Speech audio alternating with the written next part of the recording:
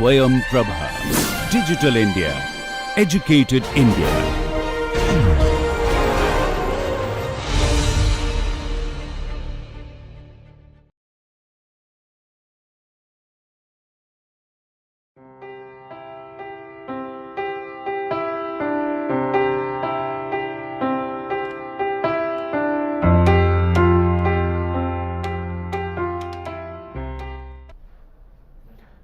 Good morning everybody and welcome again to our course on mechanical micro machining. In the last class we have seen some of the features of diamond turning machine, and we have seen that we can cut a brittle material in a ductile mode if you can maintain your uncut chip thickness below a certain level, and by that way there are different materials and all materials have different critical uncut chip thickness. So, you have to maintain that uncut chip thickness, and so the material will be very efficiently cut. Other than that, we have seen that how to control the uncut chip thickness and the nose radius, and how these two parameters of the cutting tool play important role in a material removal mechanism. And let us continue further on the diamond turning machining. So, this is the slide which we have seen in the last class, and here we have seen some of the thumb rule by which you can select the nose radius of a different value. Now, coming to the surface finish.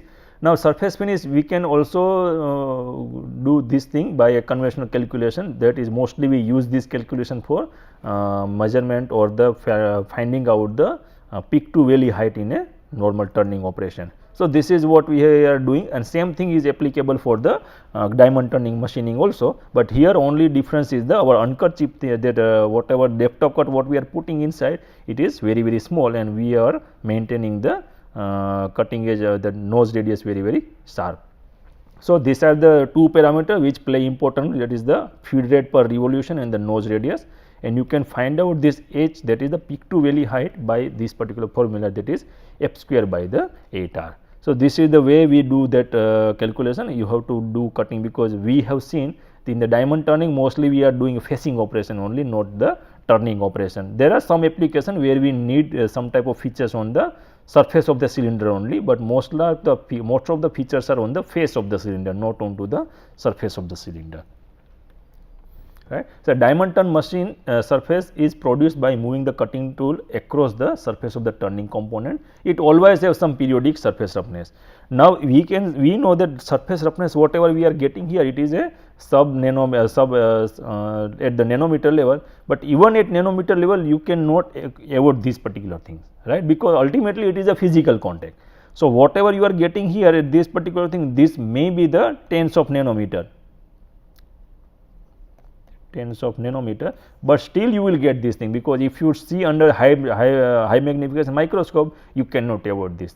So, there are some application where these are also problematic. So, once you complete the diamond turning operation, then what you have to do, you have to go with that soft look finishing processes, because those processes are very random, and removing of these particular peaks is very easy on these particular processes. So, once diamond turning processing is over and you still find that this particular whatever this periodic surface roughness marks are available, and these marks are actually creating problem in the acceptance of this component, then what you have to do, you have to apply one post finishing operation by means of lapping process, or there are different gentle polishing processes available, which will remove this particular mark without actually deforming the figure accuracy of the component, right, because many times what happens, that surface is something like this, and whatever features are created on the surface, those features are here, right. So, you do not want to deform the figure accuracy, you just want to remove the roughness only. So, there are processes available which can do this thing without any problem. Now, coming to servo machining, servo tool machining. This is very important feature of this machining or diamond turning operation or diamond turning machine, which will make sure that you can do lot of different type of machining other than a conventional facing operation and turning operation. So, what is this servo tool mechanism or servo tool machining? So, here this is what it is showing, right. So, here the workpiece is mounted on the C axis. So, this is our workpiece, and this is the whole C axis actually move in the x direction, and our Z movement is here, and the servo tool option is mounted onto the Z direction. So, this is now what is the servo tool option. So, how fast you can move this thing in towards the workpiece and how fast you can retract this thing. So, that will actually tells you that will tell you about that how to get a different features here onto the workpiece surface. So, we will see in that thing in the next 2-3 slides.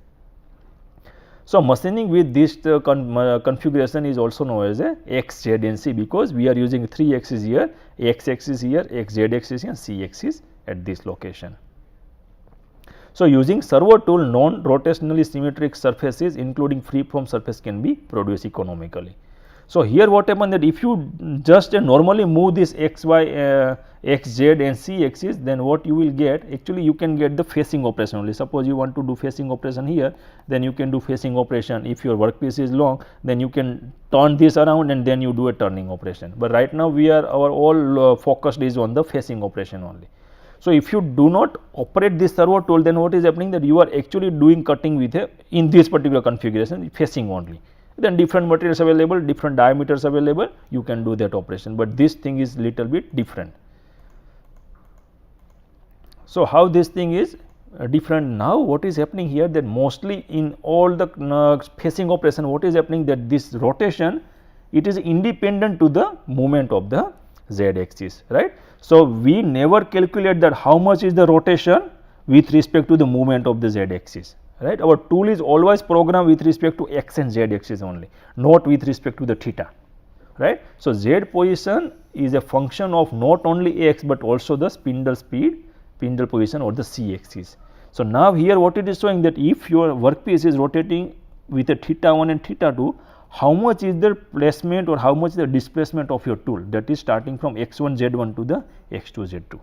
So, now it is very synchronized motion. Now, whatever is the rotation, your tool always knows that where is the location of your particular point. Suppose you are looking at this particular point, so your tool will know always that where is this position. So, if you want to do machining at this location only, and if you want to rotate your workpiece with a high RPM, suppose you are rotating it at 10 RPM only, let us start with the low RPM. So, when this particular point comes to this location, at that time only your tool will go inside and do cutting, and then again quickly it will retract from this surface, right. So, that is the at a low RPM. Now, consider you increase to the 100 RPM, right. When you do that 100 RPM, your point will quickly reach to that location because it is rotating at high RPM. So, response of this particular servo mechanism should be also very fast.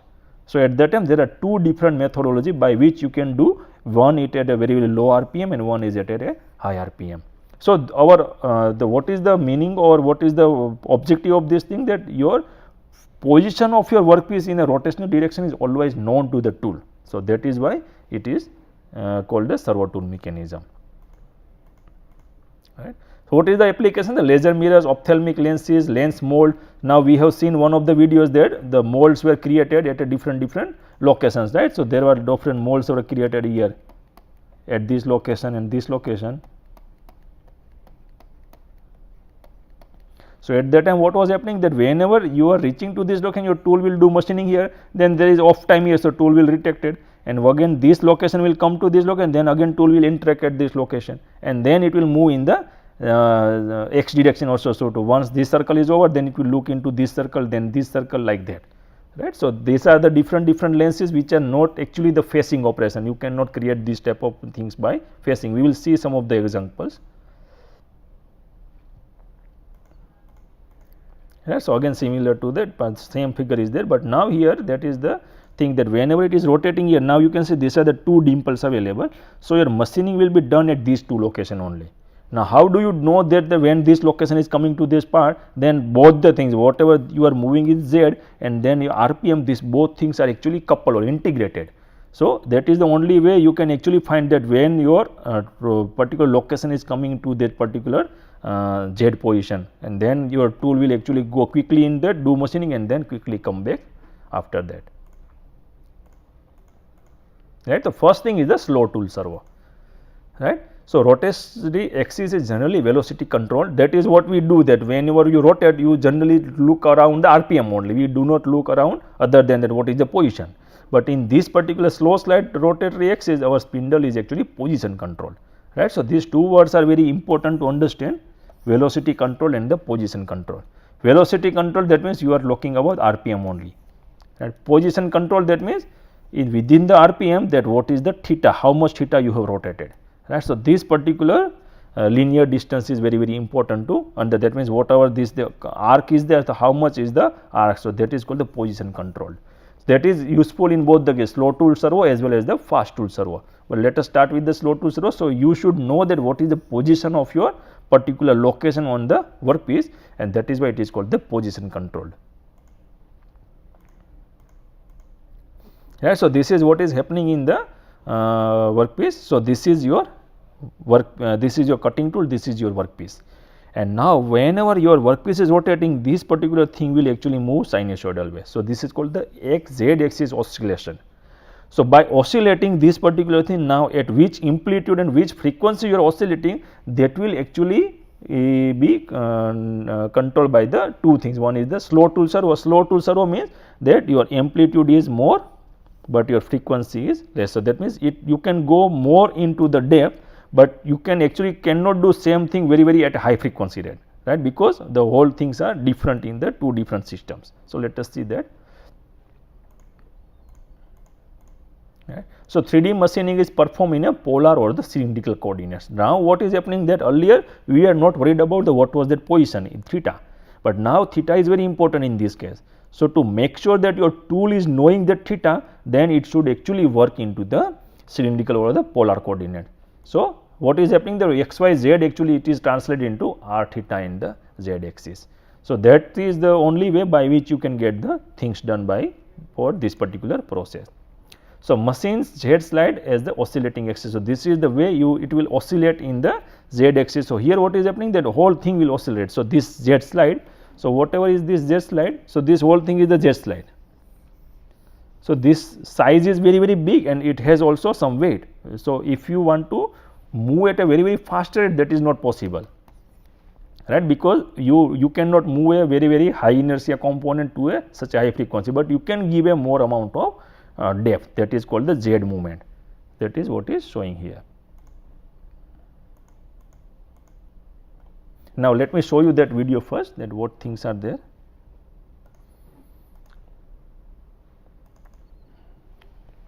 Right. So now what is showing here, now see this is the component where you want to do machining here, and this is the cutting tool. Now you can see the whole table is moving, and depending on that movement, depending on this rotation, at one particular instant only your tool is coming into contact, rest of the time it is coming back, right. So you can see that at one location only it is coming in contact. So by that way you can actually do machining at a one particular location, not all over the cylindrical surface. So this is the one example, and this is the tilted parabol. This is also one example. Now you can see that how you can do machining on a tilted. So now here the objective is that instead of a flat surface you want to create one tilted surface. So now tilted surface is something like this. So this is the oval, this is the surface, and this is what you want to create. So your cutting tool is here at this location. Now this is your cutting tool. Now when this location comes into this point, at that time cutting tool will move up to this only, and when this particular point comes into this, then your cutting tool actually moves up to this location, right. So your stroke is very large here. In this particular case, if you see here, now you can see your stroke is very large, it is in terms of millimeter.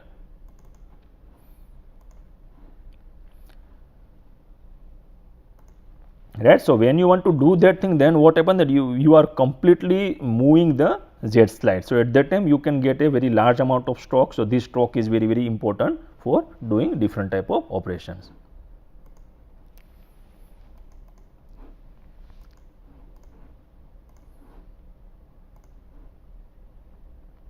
Yeah, so this is what is called the slow tool servo.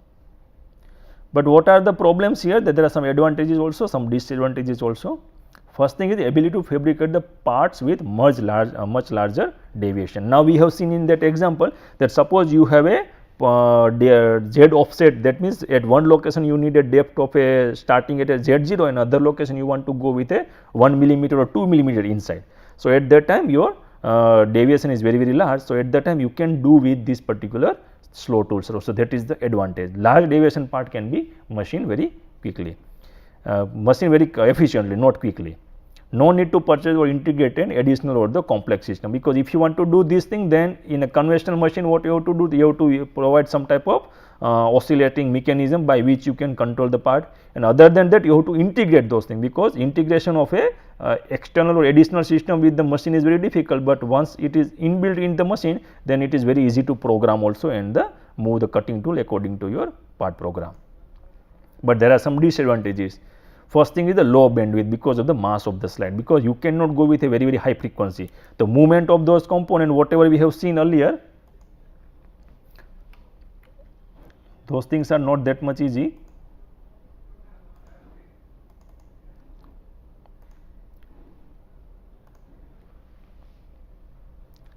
Right. So, first thing is the low bandwidth. Whatever we have seen, that our component was this one, and then we are moving this our cutting tool from here to here. So, at that time, suppose you are rotating at a very high speed, then you cannot actually frequently move this thing here and there. That is the big problem. So, you cannot operate at a very high frequency. That is the problem, because whole mass is very difficult to move because of its weight. Now, that limits the cutting to slow spindle speed, because we have seen the cutting speed was very small at this location.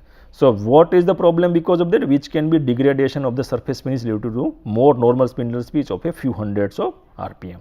So, to do those things, actually you have to rotate with a tens of RPM only, then only you can actually capture those points, or you can track that particular point, because we have to also maintain at which frequency it is rotating or it is moving in a sinusoidal motion or oscillating motion, and depending on that you have to select the spindle speed. So, RPM is very low, and because of the RPM you are actually sacrificing the surface finish, but that can be actually reduced little bit by making sure that your tool is very sharp for a different operation.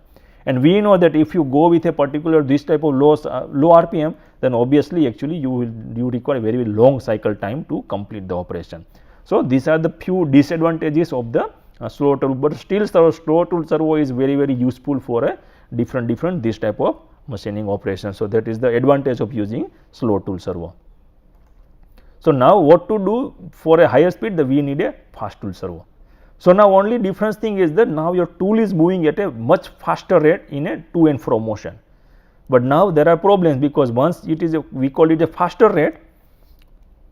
Now, same example. So, this is your workpiece and this is the thing. Now, earlier case this was the, consider it was a 5 millimeter, let us say 2 millimeter, right. So, at that time we were using it, but with a 2 millimeter and this particular combination, actually this is not fitting well, right, because when you are telling fast tool, that means it is moving like a this way, and when you told consider as a slow tool servo, then what is happening, that it was moving like a something like this, right. So, within this thing it may actually complete only more 1 or 2 only, but what is important, this amplitude is very important here, and another thing is the what is the bandwidth. So, these two things actually make the system different. So, fast tool, what is there, you have a small amplitude, but you have a large frequency. So, if you control this thing in a 0.2, then this particular thing is now correct, right. So, this deviation is only 0.2, then now you can do, you have to move with a 200 micron only. So, if you want to move with a 200 micron, then it is very easy, you can quickly do machining of a different type of component at a high fast tool servo, right.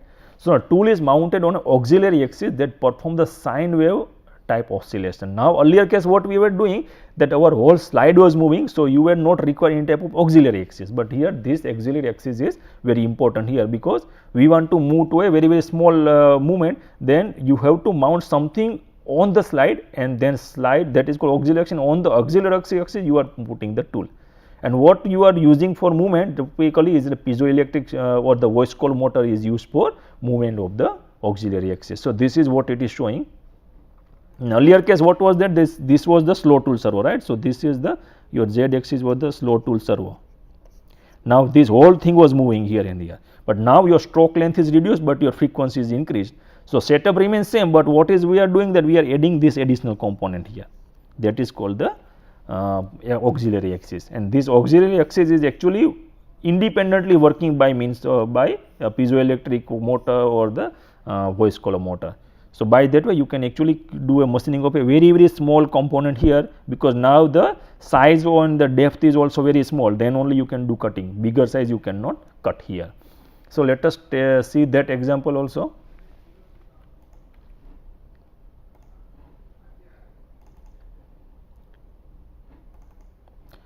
Now, you can see that how fast this particular tool is actually oscillating for getting different type of features here.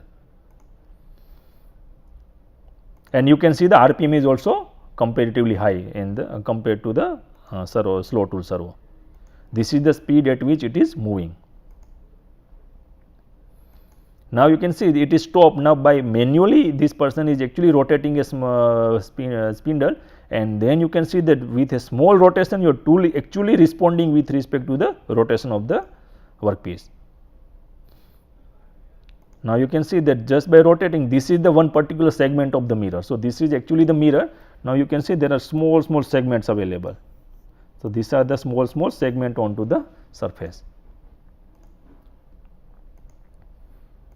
Right, you can see that these are the square kind of things. So, machining is actually done at that location only, rest of the location is free. So, there is a boundary between all the features.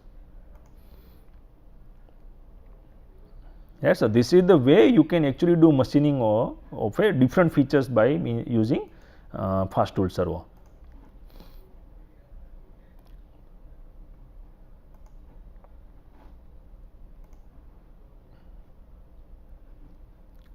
Right. So, piezo actuator is a kind of a short stroke actuator. So, why do you need short stroke actuator? Because now say that these features are very small. Now, you want to create this type of lenses here, many location. So, now the objective is to remove this much amount of material very selectively. So, you consider there are 100 features on a at one particular periphery of the workpiece surface, then 100 times it should go inside and come outside, right. So, at that time you need a fast tool servo which will actually perform this particular operation very quickly, and that is the reason you have to go with the fast tool servo, right. So, turning of structures such as microprism, lens array and off axis mirror with a departure of hundreds of micron. Earlier case what we are looking, we are actually looking at a few of millimeter, but now that particular stroke is reduced, because by reducing the stroke you can increase the frequency, and if you want to go with a very large curvature, then you can go with the slow tool servo, but this is not the things here which we want to do with the fast tool servo. So, by using this both the things, what you can do, you can take out both the example, means whatever advantages are there you can take out both the things. So, what people are right now doing, that there are some more advancement things are going on here, that they are putting this particular fast tool servo here, but this is also equipped. So, slow tool servo is also there, slow tool servo is also there. So, now how this thing works, suppose when you want to create a very large deviation, now suppose this is the surface that what we have seen earlier case. So, this is the deviation what we want to create. At that time you do not operate this thing fast tool servo, let it be there only, but we do not operate, and then work with the slow tool servo only and do all the cutting. So, whatever this size is, the 2 millimeter or something whatever is there, you cut down with this part, and once this part is over, and other than that what you do, that when you want to operate this particular fast tool servo, then you do not operate this slow tool servo. So, what we are doing here, that we are actually combining this both the thing, that is the called coarse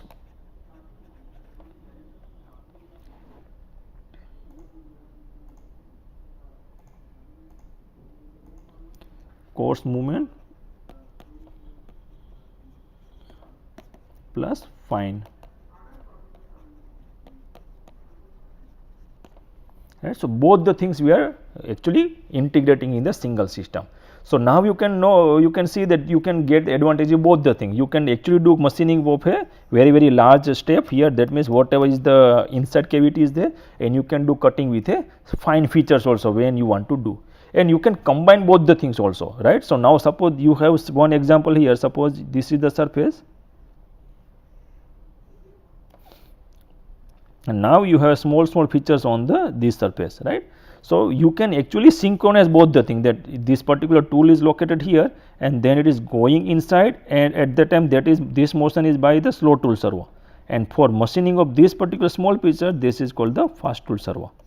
So, by these two different ways actually you can do you can get the advantages of fast tool servo and the slow tool, but this becomes more and more complex because programming is not that much easy. When you are adding each and every one by one axis, then programming also becomes very difficult, because just writing a program with a 3 axis is not very big thing, but as soon as you put the 4th axis, 5th axis and 6th axis, then controlling all the things, and you should have machine and the software interface, everything should be capable to handle this type of program, and that is the problem sometimes person who is operating this particular machine may encounter. So, that is the reason that working with both the things will create a one type of tandem things, but every time it is not enough for making the thing, because you have to see the programming efficiency and the expertise of the person who is handling this machine.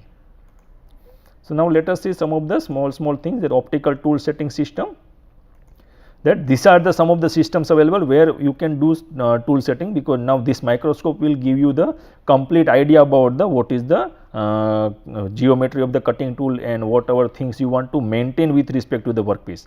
So, that is the thing. So, it on screen viewing of the diamond cutting edge and aids the operator in placing the tool on the center of the workpiece spark spindle sense system. So, that is very important, because we know that we are looking at a micron scale here. So, by naked eye you cannot actually fix the thing, right. So, you need some optical or some type of high magnification microscope, so that you can do this thing much better way.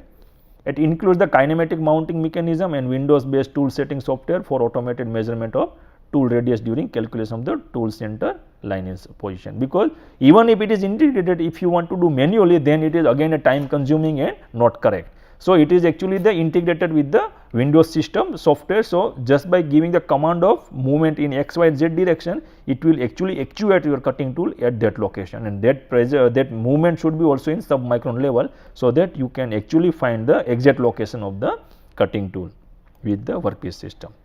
And light array is available, because this light is very important, because whenever you are working with a negative rake angle, when you want to do machining of some type of brittle material, highly brittle material, at that time you have to see that where you are looking at, right. So, when light is just not passing through the surface, we have flat surface and your light is passing here, then it is not an issue, but when your surface is something like this, at that time you can finding out this location is very difficult if you do not put the light. So, this particular light will make sure that light is actually passing through the all the location, and your tool is completely exposed, and you can do all the measurement before machining and after machining. Under is the micro height adjustment of the tool holder. So, this is also one of the thing, because now this thing will make sure that you are actually maintaining the height. Earlier case it was used for maintaining of the other feature, but this one is very important in this case, that you have to maintain the height also. Now, our workpiece is located here, and we want to maintain we want to go to this location. So, coarse movement you can give, and then fine movement you can give by this particular tool height. So, it has both the thing, that micro at the and the macro level also you can do adjustment, so that you are actually reaching to the same location. Right. The micro height adjustment tool holder is used for mounting single point diamond cutting tool on the Z carrot. So, flexural design maintains both the tool rack angle and the X position during the height adjustment. So, this is called the flexural mechanism, whatever this thing is there, right. So, this whole thing actually maintain, because whenever you are moving here and there, and if it is too much rigid, what is happening, that you are actually sometimes sacrificing the location of this both the thing, the rack angle and the X position during the height adjustment, right, because whatever you are doing, you are actually maintaining the Z motion here. This is called the, now suppose this is your workpiece, this particular movement is called the Z, wherever you are moving in the no, this is called the X axis whenever you are moving on the surface of the component, but when you are going in depth wise, that is called the Z motion.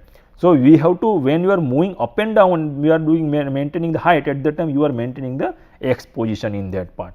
So, at that time you have to also make sure that what is the X position on the workpiece and what is, where is your rack angle, tool rack. So, at that time you have to maintain both the things. So, because this is whatever it is showing, when you are looking from the top, this is the surface, and when you are looking from the side, this is the surface.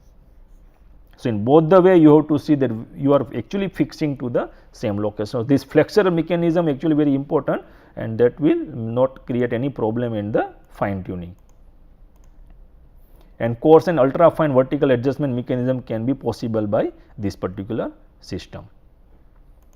So, now let us go to the summary of this technology. That now let us summarize the what things we are employing into the DTM machine, and most of the thing you can see that these things are actually used for the micro machining center also, right. So, ground base mostly it is vibration isolator is required, so that you cannot get any vibration from the floor. Bed is the synthetic granite, that is polymer granite what we have seen in the micro machining. Guideways are the hydrostatic bearings, because the hydrostatic guides were important to move the large amount very heavy load, that is mostly the Z axis. Spindle is aerostatic spindle, because we have to rotate with a very high precision. Tool post is a flexural mechanism, just now we have seen it. Compensation of the slide error and non-symmetric object, that is why we use slow tool servo mechanism and the fast tool servo mechanism. Tool positioning measurement, that is optical, earlier whatever we have seen that was the optical, and the LVDT also we can use linear variable differential transducer transformer. So, by that way you can actually do measurement by small amount of distance. Fixture is the vacuum chuck, because here what we are doing, that we are machining of optical materials only. So, even a small amount of fixing load, that is the load by which you are gripping the component by means of chuck, that will also create problems. So, mechanical chucks are actually not recommended for holding any component here, and vacuum chucks are mostly used in the diamond turning. Coolant is mostly missed, because flood coolant will create lot of problem there. Spindle temperature stabilization, water cooling is used for the spindle.